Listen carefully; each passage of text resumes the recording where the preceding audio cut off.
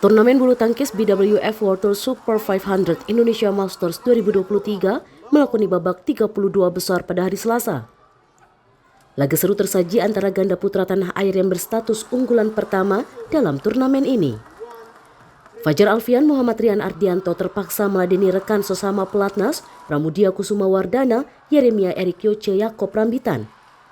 Pada game pertama, Fajarian dipaksa menyerah dengan skor 18-21. Permainan keduanya semakin memanas. Fajarian akhirnya membuktikan keunggulan permainan mereka dengan merebut game kedua 21-14 yang membuat laga dilanjutkan ke rubber game. Pada game pamungkas, Fajarian terus mendominasi. Mereka satu dunia ini akhirnya melenggang ke babak 16 besar dengan skor akhir 21-10. Wakil merah putih lainnya, unggulan ketiga Muhammad Ahsan Hendra Setiawan melawan wakil Jepang Akira Koga Taichi Saito. Kejar-mengejar angka terjadi sejak awal game pertama. Sempat 17 sama, Ahsan Hendra yang kerap melakukan kesalahan dibuat takluk oleh wakil Jepang pada game pertama 17-21. Pada game kedua, Hendra Ahsan berhasil bangkit hingga membalikkan keadaan 21-19.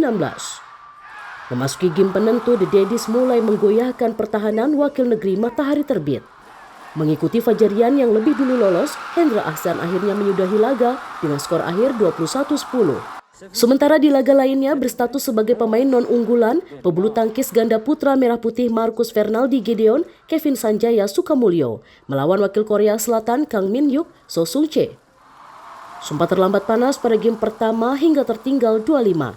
Kevin Marcus tak ingin permalukan diri di hadapan publik Istora. Komunikasi antara Kevin dan Marcus yang perlahan semakin membaik akhirnya berbuah hasil. Dalam laga straight game, Minions mengunci tiket ke babak 16 besar dalam laga berdurasi 30 menit dengan skor akhir 21-17, 21-12.